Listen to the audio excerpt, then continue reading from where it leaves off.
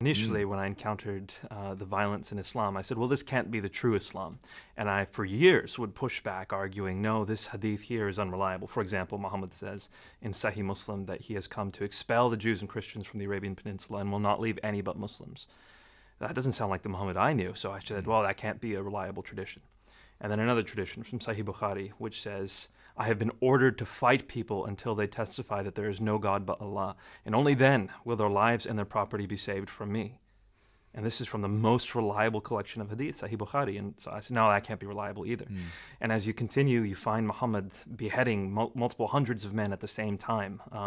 You see him distributing those men's wives and children into slavery. You see him torturing people for money. You see him all these atrocities within Muhammad's life, and not always in defensive battles by any means, offensively as well.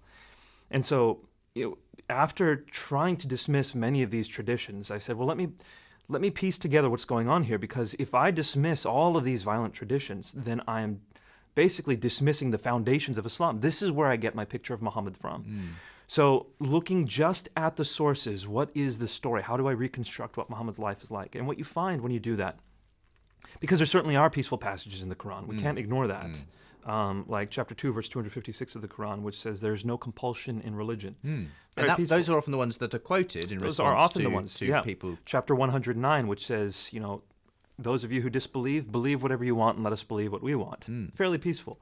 One of the ones that's I can't say this without laughing a bit, but so abused is chapter 5, verse 32 of the Quran, which says, if you kill one person, it says if you kill all of mankind. And if you save a life, it says if you save all of mankind.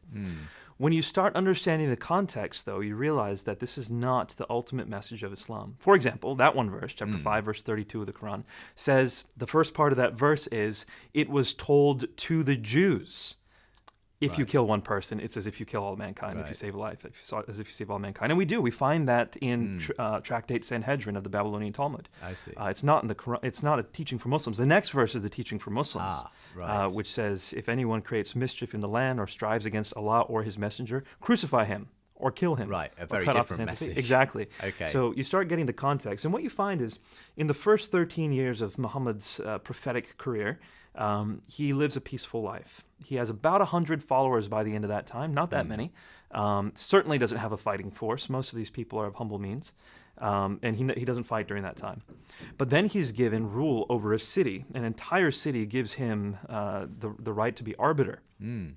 From that moment until his death, approximately 9 to 10 years, he personally participates in or deputizes 86 battles.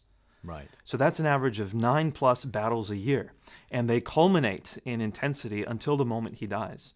Chapter 9 of the Quran is the last major chapter of the Quran to have been composed, and it is the most expansively violent. This is the one that starts off by saying this is a disavowal of all the treaties we have with polytheists. Chapter 9, verse 5, slay the infidels wherever you find them, lay siege to them, take them captive. Chapter 9, verse 29, fight the Jews and Christians until they pay you the poll tax and they feel subdued. Why? Chapter 9, verse 33, Islam has been made to prevail over every religion. So, chapter 9 is the most violent. It's the culmination of the Islamic message. It's the marching orders that Muhammad leaves Muslims with, which is why when he dies, Muslims conquer 1/3 of the known world within 150 years. Right. These were the messages. By the sword. It's complex. Once again, they would tell places, if you do not convert, then you have the option to pay a tax, and if you don't pay that tax, then we will fight you. The jizya. Exactly. Yeah. So it was expanding into territory. The first option people were given was conversion. The second option was paying a tax, and if that didn't happen, then it was by the sword. And do you basically see this as effectively the modus operandi of groups like ISIS today?